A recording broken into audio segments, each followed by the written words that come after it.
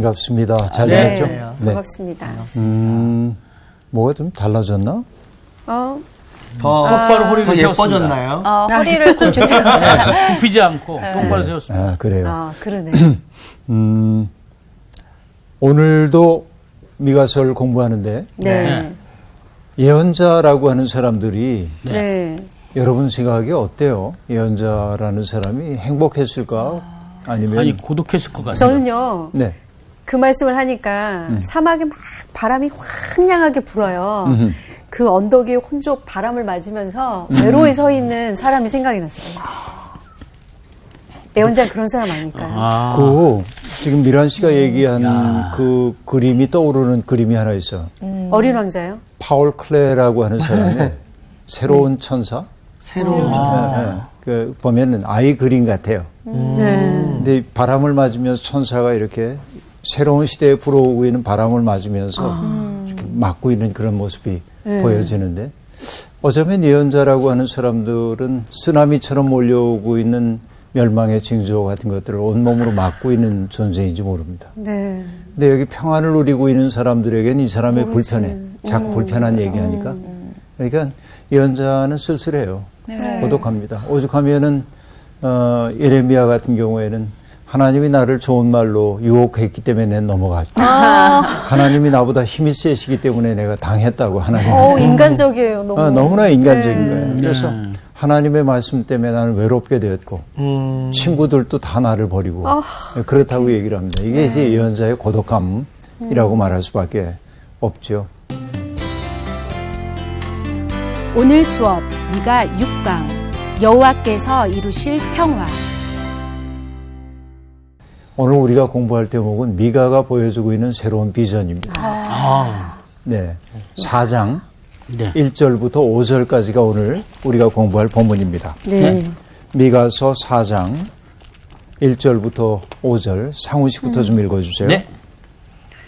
끝날에 이르러는 여호와의 전의 산이 산들의 꼭대기에 굳게 서며 작은 산들 위에 뛰어나고 민족들이 그리로 몰려갈 것이라. 곧 많은 이방 사람들이 가며 이르기를 오라 우리가 여호와의 산에 올라가서 야곱의 하나님의 전에 이르자. 그가 그의 도를 가지고 우리에게 가르치실 것이니라. 우리가 그의 길로 행하리라 하리니 이는 율법이 시온에서부터 나올 것이요 여호와의 말씀이 예루살렘에서부터 나올 것입니다. 그가 많은 민족들 사이에 이를 심판하시며 먼고 강한 이방 사람을 판결하시리니 무리가 그 칼을 쳐서 보습을 만들고 칼을 쳐서 낫을 만들 것이며 이 나라와 저 나라가 다시는 칼을 들고 서로 치지 아니하며 다시는 전쟁을 연습하지 아니하고 각 사람이 자기 포도나무 아래와 자기 무화과 나무 아래에 앉을 것이라. 그들을 두렵게 할 자가 없으리니 이는 만군의 여호와의 입이 이같이 말씀하셨습니다. 만민이 각각 자기의 신의 이름을 의지하여 행하되 오직 우리는 우리 하나님 여호와의 이름을 의지하여 영원히 행하리로다. 네. 오늘 본문은 좀 모처럼 희망적인. 네. 그렇습니다. 제가 읽은 구절은 찬양으로 찬양, 많이 맞아요. 불렀어요. 찬양으로. 네. 어떤 노래요? 그래요? 네. 율법이 여호와의 그러네. 멜로디가 시온에서 생각이 안 나오고 나지? 여호와 시온에서 나오면 거기 있어요. 예.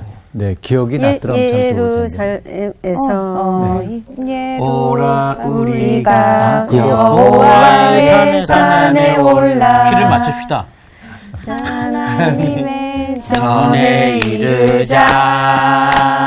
원, 투, 쓰리, 포. 오라 우리가 여호와의 산에 올라 하나님의 전에 이르자. 와.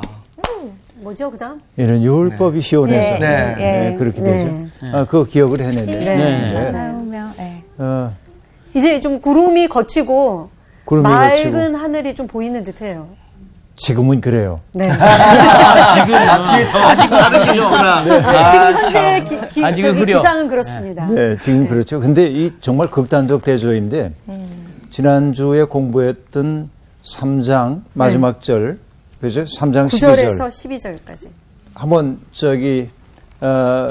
나온 씨가 12절 한번 읽어주세요. 네. 3장 12절. 이러므로 너희로 말미암아 시온은 갈아엎은 밭이 되고 예루살렘은 무더기가 되고 성전에 사는 수풀의 높은 곳이 되리라. 자, 굉장히 암담한 얘기였었죠. 네. 미란 씨 4장 1절 다시 한번 읽어주세요. 네, 잠시만요. 끝날에 이르러는 여호와의 전의 산이 산들의 꼭대기에 굳게 서며 작은 산들 위에 뛰어나고 민족들이 그리로 몰려갈 것이라. 네, 완전히 네. 정반대의 네. 느낌을 이렇게 보여주고 있죠. 이런 정반대의 느낌을 주는 성경 가운데 하나가 로마서인데요. 로마서 8장에 보면은 세상의 어떤 것도 그리스도의 사랑에서 나를 끊을 수 없어. 이게 이제 8장에서 굉장히 강조되고 있잖아요. 근데 9장으로 넘어가면서 바울이 우울해져요. 아, 나한테 큰 근심이 있다는 거예요. 내 동족들, 복음을 받아들이지 않는 동족들이 멸망하게 생겼어. 네. 그래서 이 사람들이 구원받을 수 있다고 한다면 내가 구원에서 끊어질지라도 나는 원한단 말이지.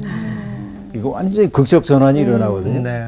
근데 여기 미가서 3장 12절과 4장 1절은 극적인 전환을 우리에게 보여주고 있습니다. 네.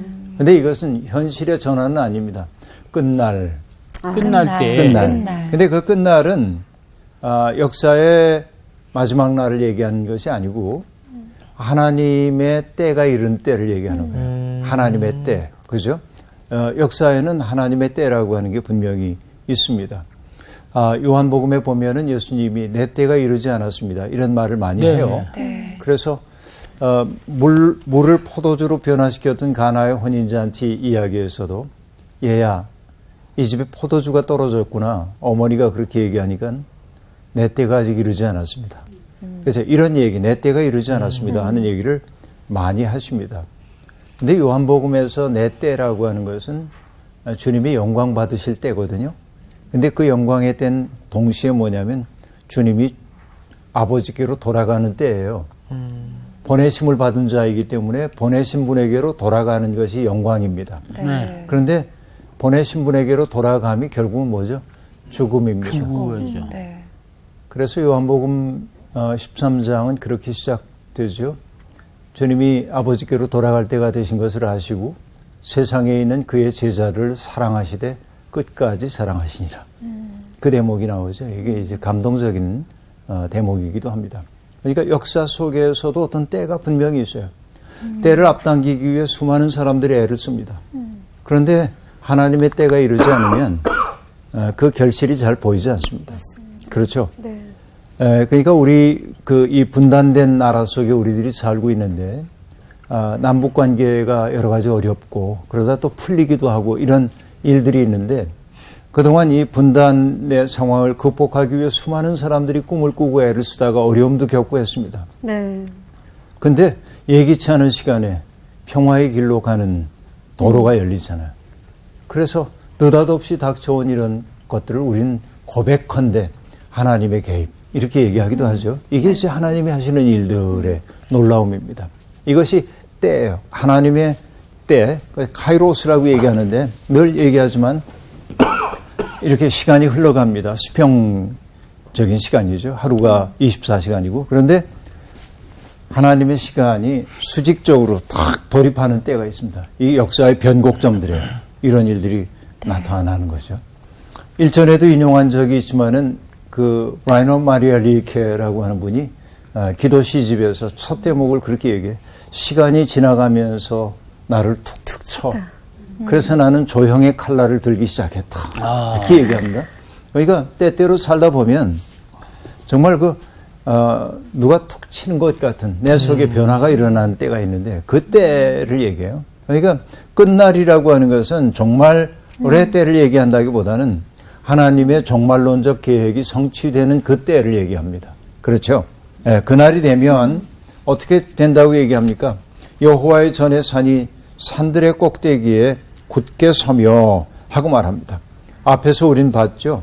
예루살렘은 폐허더미가 될 거라는 말이었고 또 숲풀만이 무성한 언덕이 되고 말 성전산 이렇게 얘기했는데 그 성전산이 예루살렘이 희망의 뿌리가 된다고 얘기하고 있습니다. 그렇죠. 그곳은 하나님의 임재 장소이기도 하고요. 그리고 하나님의 통치의 중심이기도 합니다. 종교학에서는 온팔로스라고 한 말을 혹시 들어본 적이 있습니까? 온팔로스. 네. 그 예전에 저기 브랜드 이름이었어요. 진짜? 온파로스. 온팔로스라고 하는 게 있는데요. 이건 뭐냐면 우주의 배꼽. 배꼽. 그런 뜻이에요? 우주의 배꼽이라는 거죠. 그러니까 다시 얘기하면은 이 배꼽이라고 하는 것이 탄생의 흔적이잖아요. 예. 네. 이거 우주의 중심이라는 얘기예요. 온팔로스. 그러니까 세상 어딘가에 온팔로스가 있다고 믿어요. 지구의 배꼽 같은 중요한 장소. 그런데 유대인들의 전설을 기록하고 있는 미드라시에 보면 에스겔 38장 12절에 나오는 세상 중앙이라고 하는 말을 세상의 배꼽으로 봐요. 그러니까 다시 얘기하면 바로 거기가 세상의 뿌리라는 거야. 근원이라는 거야. 그러니까 세상의 중심이라고 하는 것은 수많은 장소 가운데 하나가 아니라 모든 장소에 의미를 부여하고 있는 핵심이야. 의미의 근원이야. 그런데 오늘 미가가 보고 있는 건 뭐냐면 그 하나님의 산이 바로 종교학으로 얘기하자면 지구의 온팔로스라는 거야. 그러니까 그 시온이라고 한 그 산이 세상의 모든 장소들과 민족들의 삶에 의미를 부여하는 하나의 중심이 될 거다. 네. 이렇게 말합니다. 어마어마한 비전이라고 얘기할 수 있겠죠. 그래서 예루살렘이라고 하는 것은 여러분 그 요단강에 가보신 적이 있나요? 네. 요단강 가보셨어요? 네. 안 가봤습니다. 안 가보셨죠? 네. 네, 안 가봤어요. 네, 나온 씨 요단강이 엄청 커요. 아니요, 너무 작아가지고 너무 깜짝 작아서 놀랐어요. 놀랐죠? 작아요? 네. 그러니까 한강을 보던 사람들이 요단강을 보면 이게 강이야? 이 생각. 그 정도로 작습니까? 네, 그냥 여기서 요만큼 정도. 또랑이네요. 그러니까 네, 개천. 또랑은 좀 너무했다. 그럼 모세가 거길 가른 거예요? 네. 아, 그건 다른 요단강은 강이구나. 홍해입니다. 죄송합니다. 예, 죄송합니다. 그러니까 요단강은 작은 강인데 다 알잖아. 네. 사람들이 요단강 모르는 사람 별로 없잖아요. 네, 네. 그렇죠. 어느 선생님이 얘기했습니다. 요단강은 큰 강이래. 네. 어떤 의미에서 크냐면 마음에? 그 강에서 세례 요한이 나왔고 그 강에서 예수 그리스도가 탄생했기 때문에 그래요. 그분들의 정신이 탄생한 것이에요. 그러니까 어떤 지역의 의미라고 하는 것은 그곳에서 난 사람들의 의미와 병행해 가는 거예요. 네. 정정하겠습니다. 또랑이 아닙니다. 그래, 사실 이게. 네, 정정하는 게 나을 것 같아요. 근데 여러분 이스라엘 사람들이 예루살렘으로 이주해 오기 전에 이 가나안 사람들은 이 도시를 뭐라고 불렀냐면 예루살렘이라고 얘기를 이제 합니다. 예루살렘. 그것은 샬렘 신의 집이라는 뜻입니다. 샬렘이라고 하는 신은 뭐냐면 일모래신이야. 해지는. 옛날에 고대인들은 다 신이 세상 있었어요. 만물에 다 신격이 있었죠. 깃들어 있다고 예, 생각했죠. 일모래신인 샬렘 신의 집이라고 생각을 했는데 왜 그랬냐면 추분이 되면 태양이 이 성읍의 정면에서 떠올라요. 그래서 등 뒤로 등 뒤로 진다는 사실을 알게 된 다음부터 사람들은 그 성을 세계의 축이라고 생각했어요. 하늘과 땅이 만나는 것으로 여기게 됩니다. 그런데 기원전 13세기 무렵에 히브리인들이 등장한 다음에 그 도시는 예루살렘이 아니라 발음이 비슷한 예루살렘이 되는데 살렘은 샬롬과 관련되죠. 평화의 도성. 그렇게 바뀐 거야, 이름이. 이게 예루살렘입니다. 샬렘이라고 하는 단어와 평화를 뜻하는 샬롬이라고 하는 단어가 발음 교체된 차이가 거죠. 어렵네요. 샬렘. 쌍쇼, 그냥 때문에. 쇼의 차이지. 그러니까 금방 얘기했던 것처럼 특별한 장소,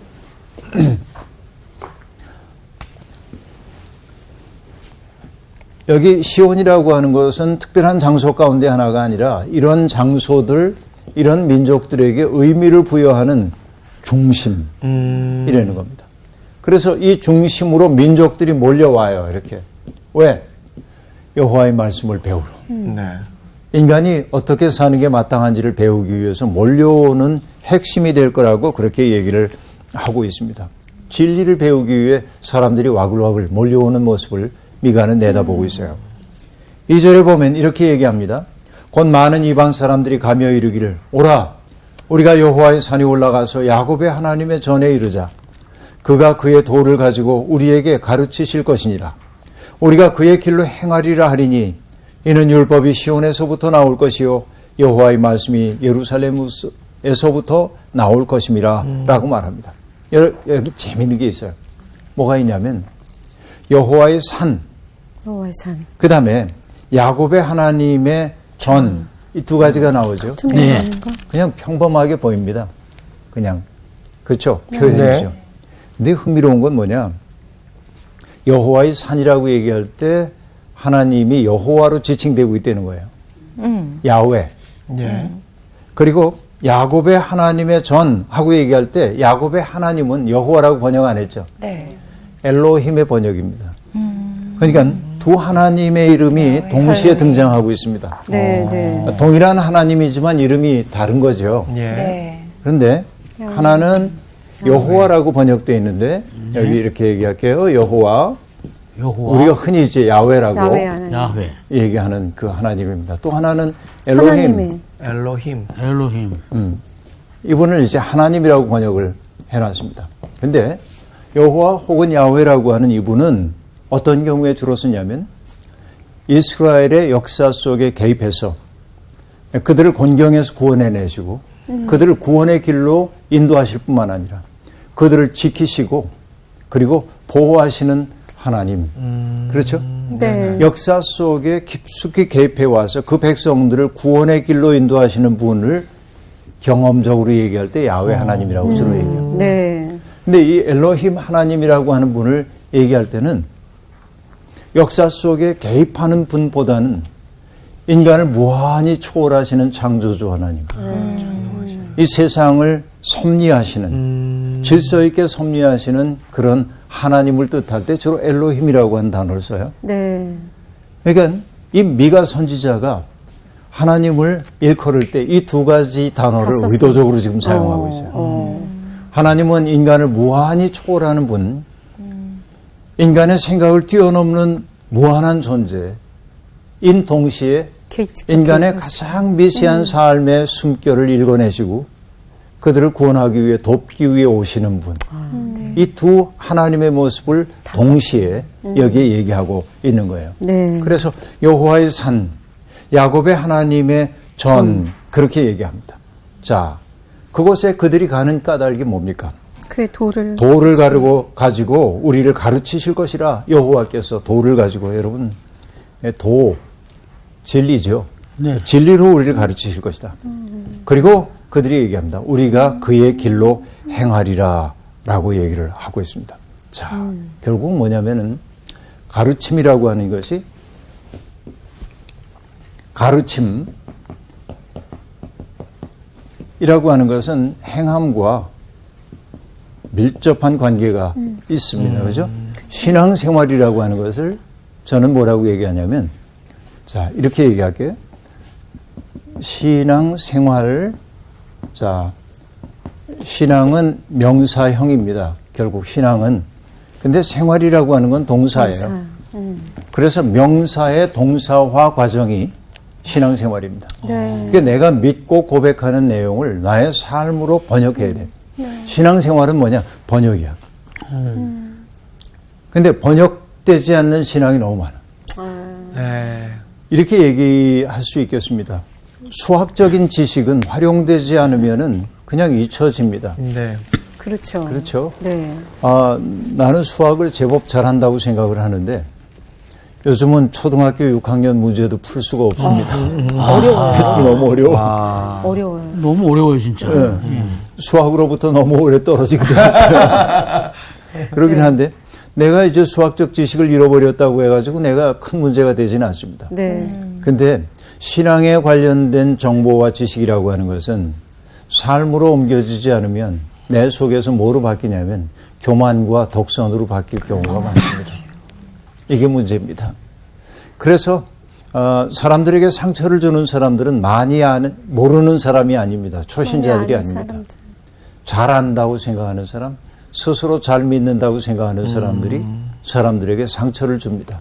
금방 얘기했듯이 신앙적 알미라고 하는 게 삶으로 번역되지 않으면 그것은 내 속에서 독선과 교만으로 바뀔 우려가 있어. 이거 우리가 명심해야. 맞아요. 네. 우스갯소리로 우리 그런 말 하잖아요. 아유, 입만 살아가지고. 입만 살아가지고. 그렇게 하죠. 네. 죄송합니다. 아니요. 내 상우 씨한테 얘기한 거 아니에요. 그냥 대표해서 죄송합니다. 네. 네. 참. 그쵸. 옛날에 기독교인들을 가리켜서 뭐 예수쟁이들은 말은 잘해 이렇게 네. 이런 거하고 같은데 제가 이제 그 표현한 말이지만 신앙적 알미 삶으로 번역되지 않을 때 남아있는 그 알문 내 속에서 교만과 독선으로 바뀌더라. 이거 내 오랜 목회적 경험이 만들어낸 문장이에요. 그래서 삶이 되는 게 신앙생활은 고백의 동사. 실천, 명사를 동사화하는 과정이라고 얘기하겠는데, 자, 여호와의 전에 몰려온 사람들은 배우기만 하지 않습니다. 그의 가르침을 따라 살자 이렇게 하게 될 거라는 겁니다. 그죠? 네. 우리가 그의 길로 행하리라 하리니, 그리고 율법이 시온에서부터 나올 것이요 여호와의 말씀이 예루살렘으로부터 나올 것입니다. 자, 앞장의 마지막 절에서 보았던 것과는 전혀 다른 내용이 여기에 등장하고 있습니다. 그 다음에 정말 아름다운 대목이 등장합니다. 4장 3절.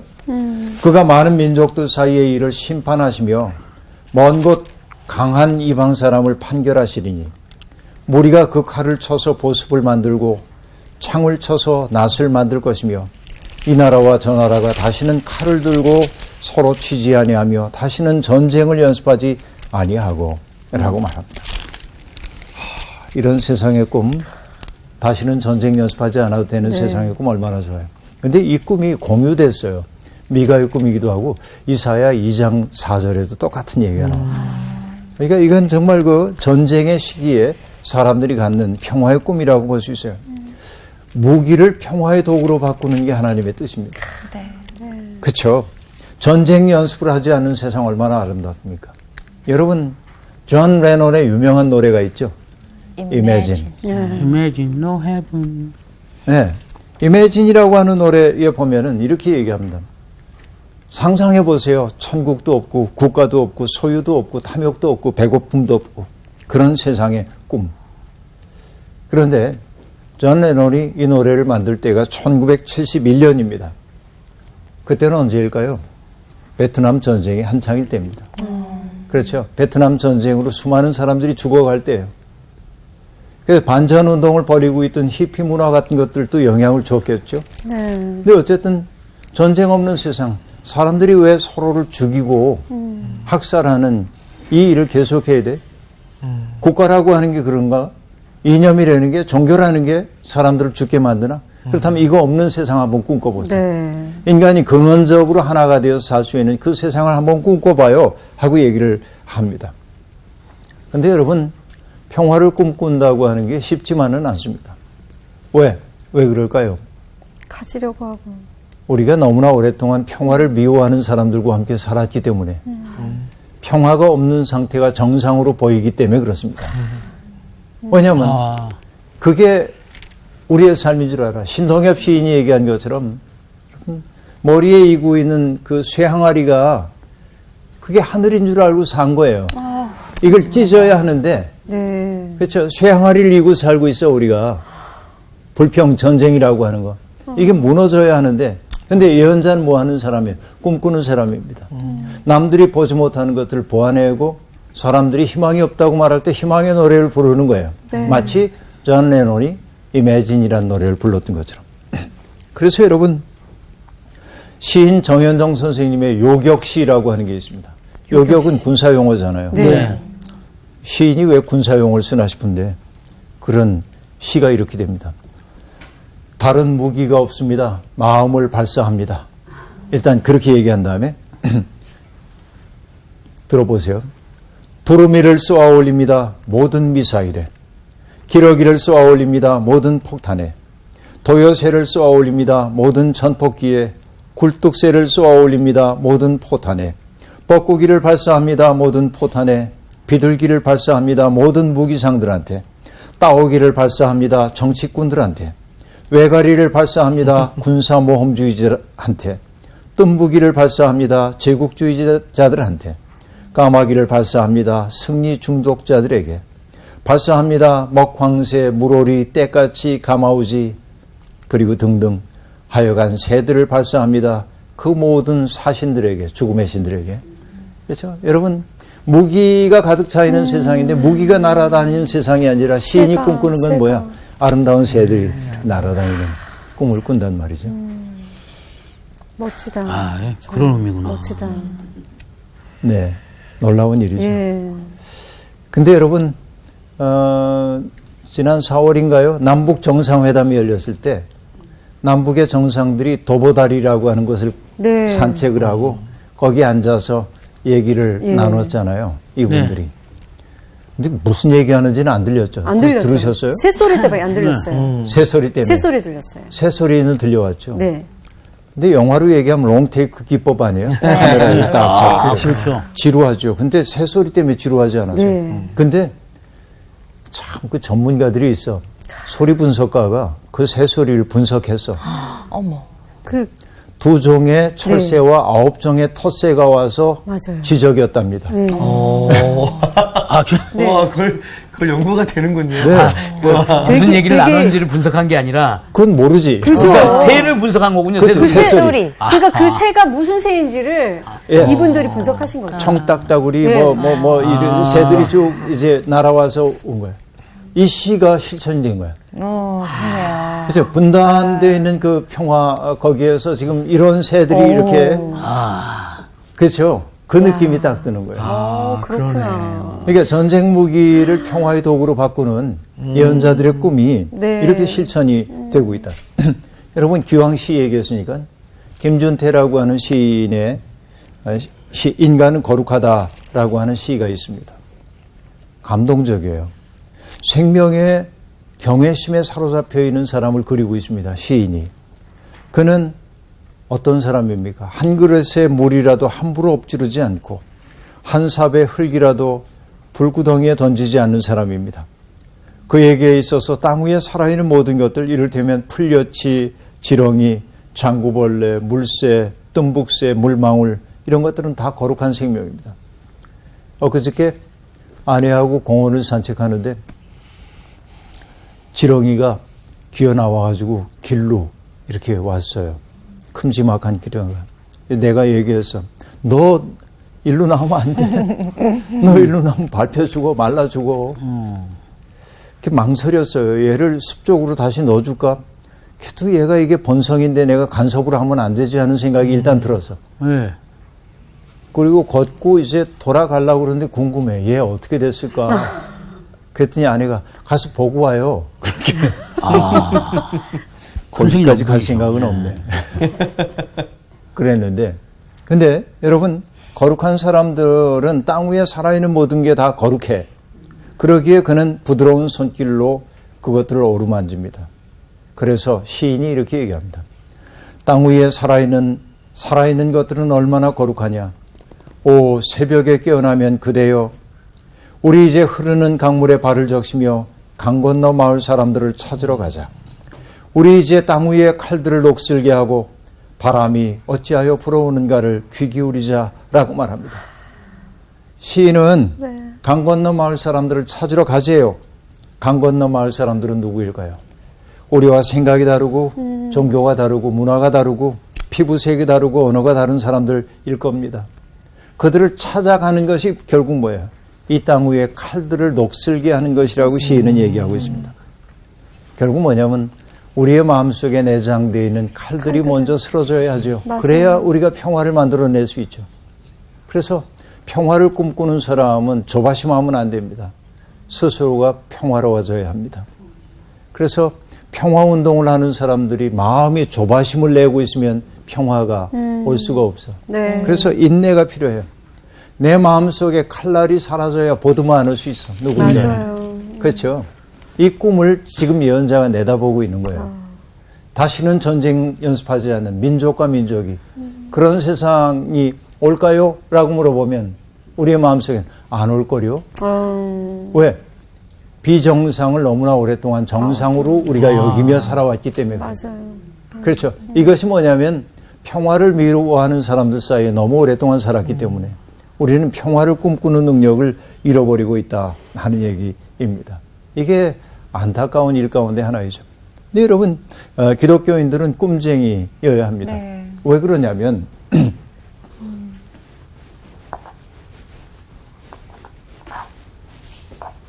로마라고 하는 나라는 어마어마한 나라잖아요. 네. 로마 제국. 네. 그러니까 로마 제국은 강력한 군대를 가지고 있습니다. 대단히 강력한 군대를 가지고 있었기 때문에 그 로마 제국은 많은 정복지를 갖게 되었습니다. 근데 로마는 자기의 군대를 아주 빠른 속도로 식민지에 보내기 위해서 뭘 만들었냐면 전천후 도로를 만듭니다. 그렇죠. 어떤 도로입니까? 비가 온다든지 눈이 온다든지 그러면은 마차가 달려갈 수가 없잖아. 진흙 속에 빠지니까. 그래서 로마는 비가 오든 눈이 오든 어떤 경우에도 전차의 바퀴가 빠지지 않는 도로를 만듭니다. 그게 뭐야? 돌들을 박아가지고 땅 속에 깊이 박아. 그리고 도로 옆에 군대가 너무 뜨거우면 안 되니까 나무를 심어가지고 이탈리아 소나무 같은 거죠. 나무를 심어서 그늘을 만들어. 그러니까 뭐 기후 조건에 따라서 다른 나라는 뭐 질척거리는 게 갈 수가 없는데 로마는 쫙 달려가는 거예요. 네. 이게 침략의 도로입니다. 도로. 지금도 남아있잖아요. 비아 에그나치아 같은 그 도로들이 로마의 도로들이 있어요. 그래서 여러분 우리가 흔히 속담처럼 쓰는 말이 뭐예요? 길은 로마로 통한다. 그런 말이죠. 네. 그 좋은 말인 것처럼 들리지만 내용을 따지고 보면 이게 침략의 도로이고 식민지에서부터 약탈해온 것들을 가져오는 도로이기도 하죠. 끔찍한 얘기입니다. 네. 도로. 근데 옛날에는 자연에 굴복하며 살았잖아요. 사람들이. 네. 자연 조건에 따라 살고 강이 있으면은 뭡니까? 돌아가야 하고 산이 있어도 돌아가야 합니다. 근데 로마는 전차를 보내기 위해 산을 깎고 강 위에 다리를 놔가지고 지나가게 만들고 그러니까 뭐냐면 자연을 지배하는 신적 국가처럼 보이는 거예요. 고대 세계에서. 로마는 그런 압도적인 무력을 통해 신적 국가의 이미지를 구성하기 시작합니다. 네. 그리고 이 도로가 끝나는 곳에 도시가 있는데 도시 앞에는 뭐냐면 로마 군대가 승리를 거두고 들어간 개선문 같은 게 세워져요. 그리고 정복한 그 도시에 로마가 했던 일 가운데 하나는 로마의 문화를 전파해야 합니다. 사람들을 로마 문화로 이제 길들이기 위해서 뭘 만드냐면 극장을 만들어. 세계 어디를 가더라도 지중해 세계 어디를 가더라도 로마 시대의 로만 티어터라고 하는 극장이 이제 보입니다. 그렇죠? 원형 극장 같은 것들도 있고 오데온이라고 하는 극장들이 있습니다. 이건 뭐냐면은 로마와 헬라의 문화를 전파하기 위한 도구들입니다. 이런 치밀하네요, 진짜. 그죠? 치밀해. 거기에다가 목욕시설. 맞아요. 맞아요. 가는 곳마다 목욕시설이 있습니다. 옛날에 목욕하기가 어렵거든요. 우리 아버지만 해도 옛날에 이제 목욕탕이 없던 때니까 목욕을 1년에 몇 번 했는지 잘 기억도 안 나는데. 아이고. 그래서 기껏 해야 그저 여름에 등력. 그죠? 정도. 펌프물 퍼가지고 등력하고 이제 이 정도인데. 근데 아버지가 목욕을 하시는 때가 있어요. 그건 언제냐면은 명절 때? 제사 때. 제사 때. 이렇게 부엌에다가 물을 데펴가지고 정갈하게 거기에서 목욕을 하시고 두루마기 입으시고 그러셨어요. 우리 예수 믿지 않을 때인데 그렇게 하셨어요. 목욕시설. 근데 왠지 목욕시설이 이렇게 있으면 목욕탕은 때를 닦는 데가 아니라 사교 장소입니다. 사람들이 여기 와서 세련된 사람들이야, 우리. 다 우리 알만한 사람들이잖아. 그러고 이제. 정보를 교통 나누는 뭐 그런 데인가요? 그런 장소입니다. 그리고 또 하나는 뭐냐면 신전 건물들. 신전을 장엄하게 세우고 신상이 거기에 이제 있게 되죠. 이렇게 돼서 이런 것들을 통해 로마 제국이라고 하는 것은 뭐냐면, 야, 로마는 우리의 상대가 아니야. 로마는 우리 상대가 아니야. 어마무시한 거지. 이건 신적 국가야. 사실 로마는 신화도 만들어냅니다. 자기들을 아마존에스 여전사들의 후예라고 얘기를 할 정도이고, 그리고 그 로마라고 하는 신을 어떻게 만들었냐면은 가슴을 드러내고 여성인데 가슴을 드러내고 있고 또 하나는 활을 쏘고 있어요. 아마존에스 여전사라는 게 그런 거 아니에요? 네. 두 가지입니다. 드러난 가슴은 뭐냐? 먹여 살린다 그런 뜻이야. 로마가 먹여 살린다. 또 하나 까불면 죽어야 이건. 그러니까 두 가지를 다 양면을 쓰고 있는 거예요. 그러니까 이 속에 살고 있는 사람들은 뭐냐? 힘 있는 사람이 지배하는 게 당연하다 그렇게 생각합니다. 아무도 다른 삶을 꿈꿀 수가 없습니다. 이때 여러분 예수님이 등장하셔서 뭐냐면 로마 제국이 아니라 하나님 나라. 정말 기가 막히네요. 진짜. 딱 비전을 보여주는 거지. 로마의 폭력적 통치가 아니라 이방인의 집권자들은 사람들 함부로 대 고관들은 세도를 부려. 그러나 너희끼리는 그러면 안 돼. 라고 얘기하면서 으뜸이 되고자 하는 사람 모든 사람 섬겨야 해. 이 전혀 다른 꿈. 하나님 나라의 완전히 다른 꿈을 보여줍니다.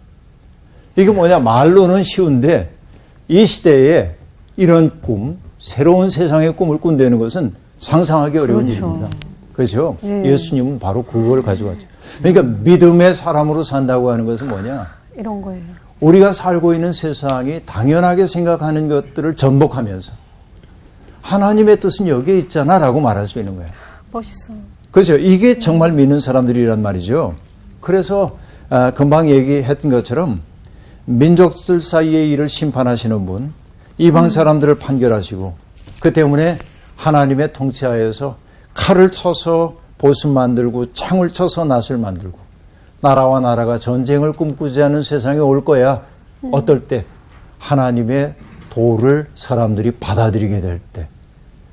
그러면 평화가 옵니다. 그런 세상에는 뭐라고 얘기합니까? 각 사람이 자기 포도나무 아래와 자기 무화과나무 아래에 앉을 것이라. 그들을 두렵게 할 자가 없으리니 이는 만군의 여호와의 입이 이같이 말씀하셨음이니라 라고 말합니다. 정말 평화롭네요. 평화롭죠. 네. 어떤 사람들이 내게 묻습니다. 목사님 은퇴하시면 뭘 하고 싶으세요? 하고 싶은 거 없습니다. 그래도요 뭘 하고 싶으세요? 네, 그냥 우두커니 앉아있고 싶어요. 이제 그렇게 말하곤 하는데 그냥 하는 얘기가 아니고 이 평화의 꿈입니다. 네. 자기 포도나무 아래 자기 무화과나무 아래에 앉을 것이라. 난 이런 평화로운 삶 이게 특별히 해야 할 일이 있는 것도 아니고 뭔가 쫓기지도 않고 그냥 괜찮잖아요. 배고프면 무화과 열을 따먹고. 지금의 사회에서는 이렇게 있다가 너 이게 멍 때리고 있어. 그렇지, 멍 때리죠. 이런 얘기 하잖아요. 그렇죠. 근데 사실은 멍 때리는 게 또 건강에 되게 좋다는 말이 있어요. 글쎄, 그러니까 이런 평화로운 시대 정말 정말 그래서 뭐냐면 이 평화의 이미지가 굉장히 구체적이잖아요. 평화는 전쟁이 없는 상태, 평화는 뭐야? 이런 얘기 안 하고 이미지로 보여줘요. 그러니까. 그냥 포도나무 아래에 느긋하게 앉아있는 사람의 모습 생각만 해도 좋잖아요. 네. 그렇죠. 두려움이 없는 삶입니다. 그래요. 결국 그 다음 마지막 구절이 어떻게 되어 있습니까? 만민이 각각 자기의 신의 이름을 의지하여 행하되 오직 우리는 하나님 여호와의 이름을 의지하여 영원히 행하리로다. 자, 세상 사람들은 여전히 자기들의 신을 믿는다고 말하지만 우리는 여호와 하나님 그분만을 의지하여 살 거다라고 얘기합니다. 그래서 여러분 믿음은 모험입니다. 그래서 주일무적이라고 하는 말이 있는데 주일무적 유학에서 나온 말이긴 하지만 무적이라는 건 적이 없다는 얘기가 아니고 아니구나. 옮길 적자야. 그러니까 하나의 중심 야훼 하나님을 나의 주님으로 삼으면 그 다음엔 움직이지 않는 거야. 믿음이라는 건 주일무적하는 거야. 그렇죠? 근데 결국 그렇게 되면 주일무적이 됩니다. 적이 없어. 여호와께서 우리 편이시면 누가 우리를 두렵게 하리요. 그렇죠. 이거 우리 백범 김구 선생님이 좋아했던 구절입니다. 성경에 나오는 여호와께서 우리 편이면 누가 우리를 두렵게 하리요. 그렇죠? 이 믿음 말이죠. 만민이 각각 자기 신의 이름 의지하여 행하지만 우린 여호와 하나님 이름 의지하여 영원히 행하리로다. 바로 이것이 언약에 충실한 삶입니다. 여러분, 하나님을 믿는 사람은 세상 사람들이 어떠하든지 나의 삶의 원리, 여호와를 의지하고 살아가는 저 평화의 꿈, 로마 제국의 논리, 폭력의 논리가 아니라 하나님 나라의 논리를 내면화하고 살아야 합니다. 그런 세상은 올 수 있습니다. 아멘. 그렇죠. 네. 그 세상은 와야 합니다. 아멘. 이 꿈 포기하지 않는 우리가 되면 좋겠습니다. 네. 벌써 마칠게요. 감사합니다.